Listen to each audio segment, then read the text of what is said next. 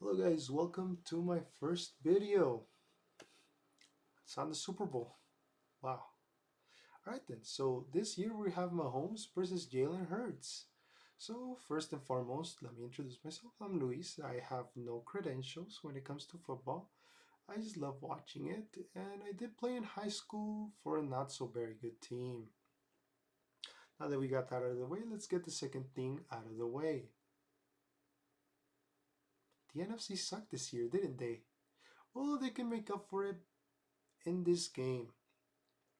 So let's get to it. First and foremost, I want to talk about Patrick Mahomes and then Jalen Hurts. So Mahomes is actually one of the best quarterbacks in the NFL. He has 41 touchdowns, over 5,000 yards, 12 interceptions, and a QBR of 77.6. Really great stats. He led the league in yards and touchdowns. And, well, he might get an MVP award this year as well. Alright then. So let's look at Jalen Hurts now. Jalen Hurts, over 3,000 yards, 37,000 to be exact, 37,001, touchdowns 22, 6 interceptions, and also a QBR of 66.3.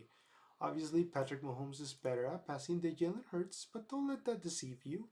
Jalen Hurts has his passing moments as well. Also, Jalen Hurts can run the ball and hurt you running that ball. So it's going to be a really good matchup to see on the defenses. Alright, now that we got that out of the way, let's look at the Kansas City Chiefs key players. Why are these the key players for Kansas City? Well, Travis Kelce is the top receiver in the Chiefs. He has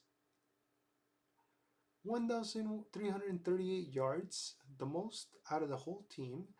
And, well, Isaiah Pacheco has 830 rushing yards with 5 touchdowns. Of course, Jerry McKinnon here, he doesn't have either, right?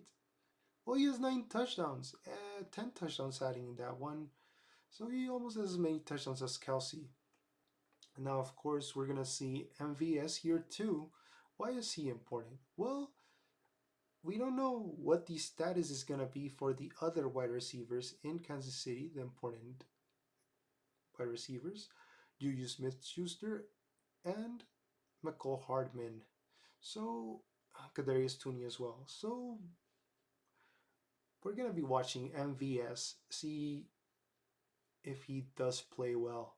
So, let's see. Travis Kelce is the number one target. He's the one that Mahomes is going to go to most of the time. So, watch out for him and watch his name being called a lot. MVS is the deep receiving threat. This is something to watch out for, while Sky Moore and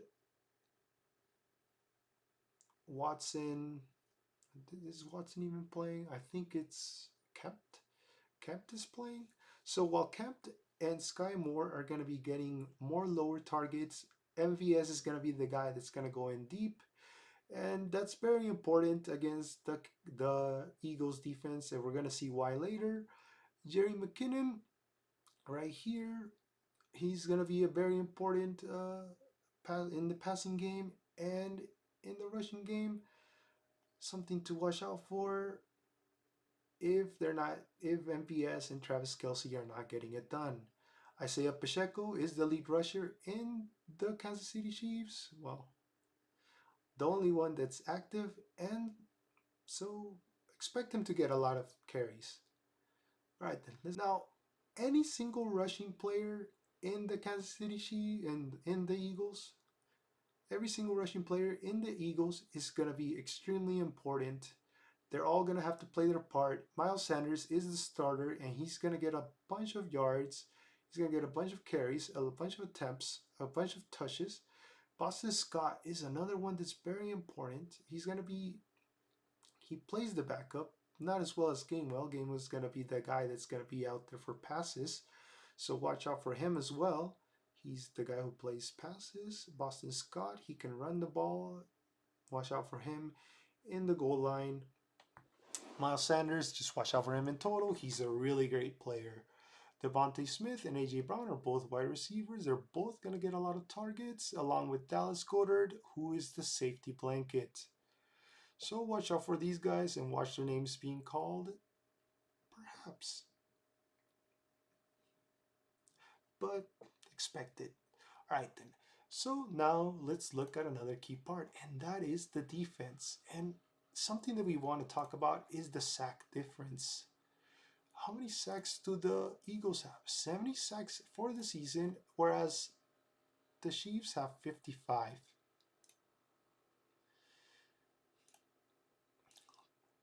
The they're gonna have to protect. The Chiefs are gonna have to protect if they want to keep Mahomes healthy and if they want to have a chance at winning this game. The Eagles, they're gonna have to keep Chris Jones at bay because he is gonna be, let's see, he's gonna be a tackles for loss leader. Something to watch out for in this game. All right, so just watch out for that. Chris Jones, key player in the defense. Everyone else is really well at supporting cast, supporting Chris Jones and getting there. So watch out for Chris Jones. The whole line for the Eagles will be in play. So watch out for the whole line. That's something funny to say. And all right, then let's talk about matchups. So let's talk about the defensive line of the Eagles. They are one of the best defensive lines. However, that secondary is really good, except when the line is not getting there. When the line is not getting there, they are giving up a lot of points. They gave up 35 to the Lions, they gave up 33 to the Packers, and they gave up 40 to the Cowboys. So we want the line to get there. We want Mahomes to be rushed, and we don't want to have open plays down the middle. So that's something to watch out for the Eagles. And as far as the Chiefs go, well, they lost against the Colts 20-17. That's something to watch out for. Mahomes has to be careful. He has to make sure that he gets the ball to his receivers. Something else of note is that was the only game the Chiefs had got held to less than 20 points. Every single other game, over 20 points. Or at 20 points. Right here against the Bills. Or right here against the Titans. But never under. Now, that is a very a good thing to exploit for the Eagles. If they can get Mahomes to not score, which is easier said than done, well, they're going to have a good time. All right, then. Now let's look at how the Eagles got here. They played against the Giants and then the 49ers. And the Chiefs got here by playing the Jaguars and the Bengals. Now, if we're talking about difficulty getting here, the Eagles had close to none. The Giants, well, they were a good team. I wouldn't say that they were the best at running that strategy against the Eagles. In fact, I would say that their strategy failed. Saquon Barkley only got 9 carries, 61 yards, 6.8 average. He could have gotten more carries, then maybe it goes another way. But it is what it is. Now the 49ers, we're down to their fourth backup. Now, of course, that was caused by the D-line, so that's something to look forward to. The D-line did injure Brock Purdy and force Josh Johnson out. So, you know, just watch out for that line. As far as the Chiefs go, they beat the Jaguars. This is actually where Patrick Mahomes got injured. He had to go out for a drive. And, well, I don't know if the injury lingers till this game. If the injury does linger to the Super Bowl, then we have an immobile Mahomes, something that they can exploit more. But an immobile Mahomes still beat the Bengals, which I would say is was the hottest team in football. And I would say the Jaguars were there too. They were pretty hot. So the Kansas City Chiefs had to beat two hot teams, where the Eagles, well, they beat two teams that could not execute their game plan at all. But let's give credit to that defense that did demolish, well, that did injure Brock Purdy and that injured Josh Johnson as well. They can get there. And if they don't, well, this game might get out of hand for the Eagles, because, well, the Chiefs have Patrick Mahomes, who can throw for over 500 yards at any point if you let him. All right then. So now that we have all those, let's look at the keys to the game. Well, for the KC offense, what Mahomes is there? Is it the immobile Mahomes? If it is the Mahomes that cannot run, then you have a bigger assignment in the O line. They must give him time. Eagles actually give the quarterback time to throw the ball. They give up big plays and they lose. So another key would be to try more deep balls. MVS, he's there. And, well, he might be the only receiver that's actually, that they signed, and that he's healthy and have healthy receivers. Of course, having an MVS is really important. Having Kelsey there is very important. But with Juju Smith Schuster, the ball opens up more. With, other playmakers out there, well, you get more plays off. All right, then. So if they don't have Juju Smith Schuster, and if they don't have Watson, and if they don't have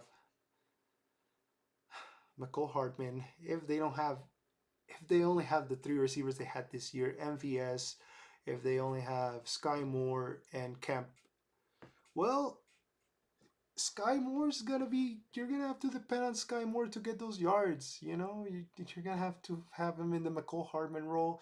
He's gonna have to get those screens. He's gonna have to get those balls, and he's gonna have to make plays. All right, all right then. As a mobile Mahomes, you have to create more time with your legs. All right then, Mahomes, that's key. Rush appropriately. Just get 5, 10 yards when you can, and have a healthy Kelsey. Now, what's the difference between having healthy receivers and having a healthy Kelsey? Well, here it is. Kelsey can actually be a safety blanket for a Mahomes that's mobile. Because, well, when the rushing game works for Kansas City, when Mahomes can run the ball, Kelsey can get more open. You have that spy, you cannot double team Kelsey. If you have other players, well, more control for Kelsey. Now, as far as the Philly offense goes, run the ball out of Mahomes' hands. That means control possession. Run the ball, run the ball, run the ball, run the ball, and make sure to block Jones effectively. As we saw, he can actually do a lot of tackles for loss, which would be really bad for the Philadelphia Eagles if they want to keep possession of the ball. AJ Brown must be present and effective. That means that while rushing the ball, AJ Brown must also make pass plays. And Goddard is a must on third down, whether it be rushing, whether it be throwing the ball. His presence is necessary. If Goddard goes down, third down conversions become that much harder. Now, for the KC defense, what must you do? Well, you must stop the run and make them pass. Make Hurts beat you by throwing the ball. And if you do that, make sure you cover AJ Brown well. Smith can hurt you, but not as much as AJ Brown can. He is a top receiver and he's getting paid top receiver money for a reason. If you can stop the run and make them pass and you cover AJ Brown well, that will go a long way towards winning. And for the Philly defense, I only have one key, and that's get to Mahomes. If you get to Mahomes, well, that Kansas City offense, you may be able to hold it down to 20, 17 points. And if you do, well, I'd consider that a win. Of course, your offense must score as well. And I mean, the way that it's been going, I doubt that that would be a problem. So just get to Mahomes and you can win the game. Now, of course, as far as my prediction goes, I have the Kansas City Chiefs winning this game 27 to 24, a field goal here and there. You know, a lot of scoring in this game. Hell, it might even go up to over 30 points for each team. You never know. Well, that's it for the video. I hope you enjoy it. I hope you like this content, and if you do, make sure to subscribe and give that like and the notification for that algorithm. Hey, thank you for watching, and I hope you have a great day.